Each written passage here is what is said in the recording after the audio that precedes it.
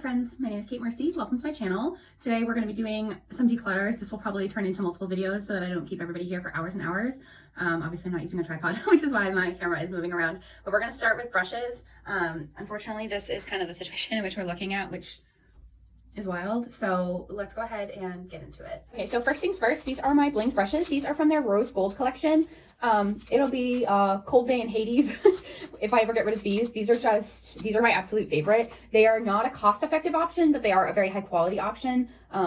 So I am absolutely going to be holding on to all of those. And those are honestly kind of going to be the ruler that we use as far as like what brushes I keep and what brushes I give away, because I have such high quality brushes with those that I don't feel like I have the time or energy to be playing around with brushes that don't perform in the same way, if that makes sense.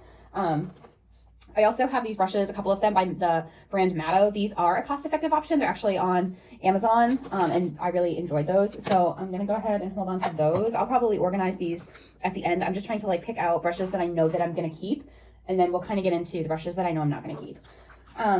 Morphe is not my favorite brush brand. I find that a lot of theirs are really chintzy, but I had bought the entire Jaclyn Hill collection, and these have held up better than some of my other Morphe brushes. I also just really enjoy Jaclyn Hill, and I enjoy supporting her. So I'm going to hold on to anything that has this white barrel that is from Jaclyn Hill.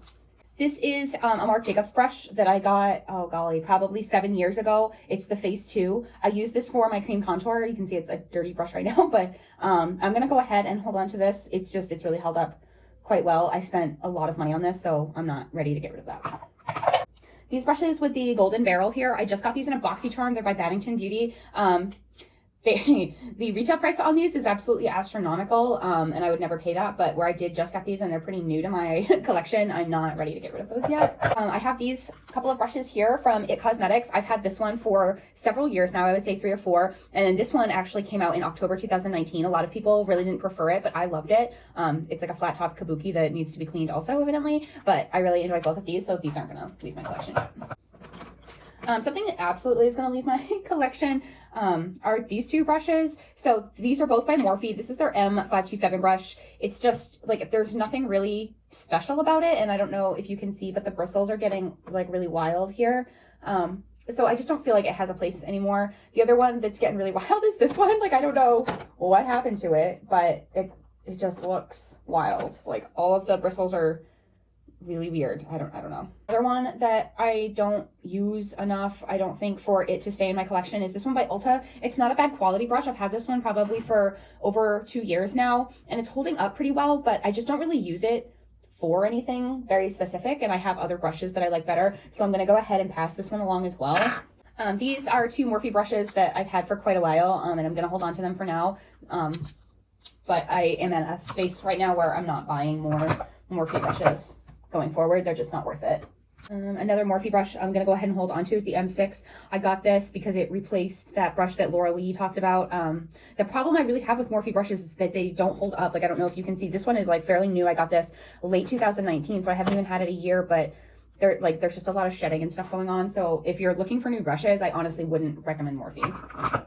Another brush I'm going to let go of is like any that I can find that look like this. I honestly have no clue when I would use this type of a brush.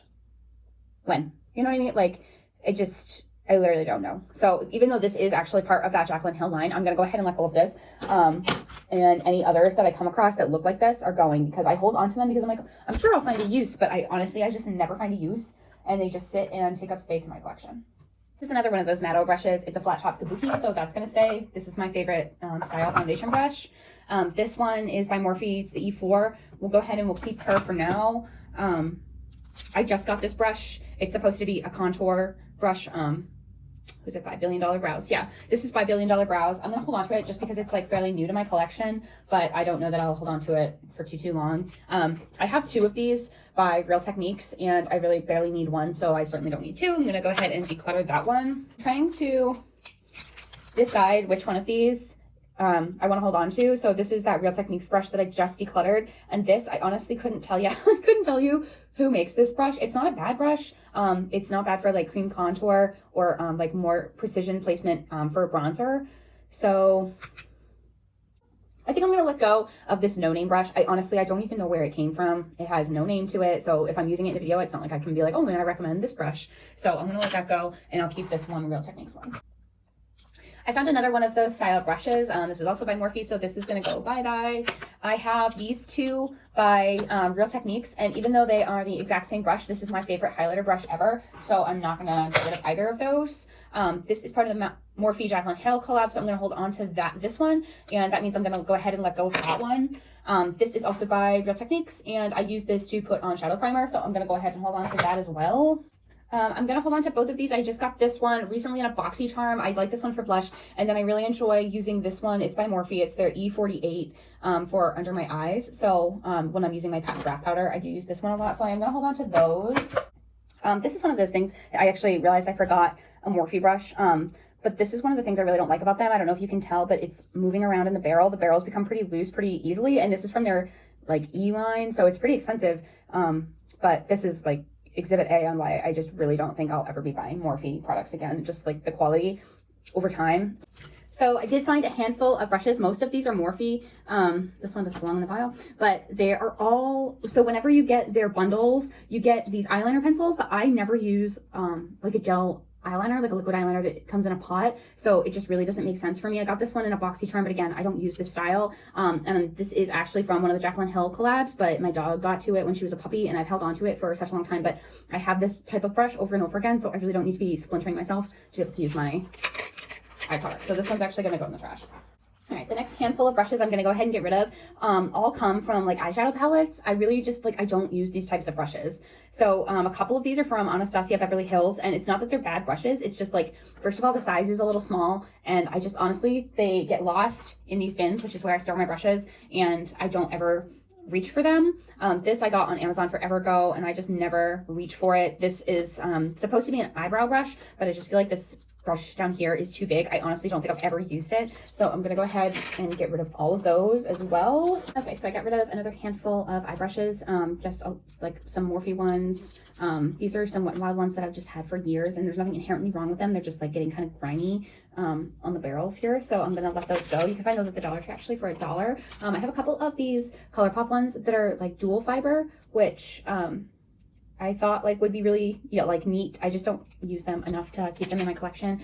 I have this one by Ulta that I thought would be good to put my eyelid primer on with, but it's just a little too long. So I'm gonna go ahead and get rid of that one as well. And then the last one I'm gonna go ahead and get rid of, I changed my mind on, is this powder brush by Morphe.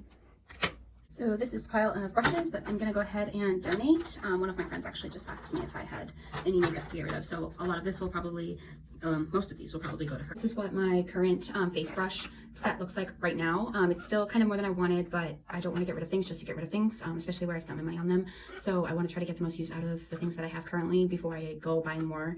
And then this is what my eye brush collection looks like, which it does look actually quite a bit better. I got rid of a lot of the ones that it's like, you know, when you're like kind of pawing through your brushes to figure out which ones you want, and you bump into all these brushes that you know that you don't like, and that don't do the application the way that you prefer. So this looks a lot better, and I have some room for some new ones. So let's go ahead and move on to the next section here. So that's it, guys, for my brush declutter. I'm pretty happy with it. I still kind of feel like I have maybe more brushes than I need, but I'm happy to give the ones that I no longer need, that don't have a place in my collection, a new home. If you enjoy these types of declutter videos, please go ahead and give this video a thumbs up. It would mean a lot to me if you would go ahead and subscribe to my channel down below. As always, I hope that everyone out there stays happy, healthy, and blessed, and I will see you on the next video. Bye.